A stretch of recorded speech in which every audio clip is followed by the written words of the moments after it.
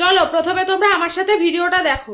যারা প্রধানমন্ত্রী থেকে অমিত শাহ থেকে যোগীজি থেকে সবাই যারা যারা আসছে তারা আমার অনুরোধ যে হেরে যাওয়ার পর অ্যাটলিস্ট মমতা ব্যানার্জিকে হাত জোর করে বলা উচিত যে আমরা ভুল করেছি, যে আমরা ইলেকশনটা বুঝিনি, বাংলার মানুষের মন বুঝিনি, এটা বলে। এই যে আর একজন বুদ্ধিজীবী, নিজেকে একজন বিশাল বড় অভিনেত্রী পলিটিশিয়ান মনে করা এক মহিলা, উনি বলছেন মোদিজি, অমিত শাহ, যোগীজি সবাই আমাদের বাংলার মুখ্যমন্ত্রীর কাছে এসে ক্ষমা চেয়ে বলবে বাংলার রাজনীতি আমরা বুঝি না, কিন্তু বাংলার জনগণ বুঝিয়ে দিয়েছে তোদেরকে আমরা আর চাই না।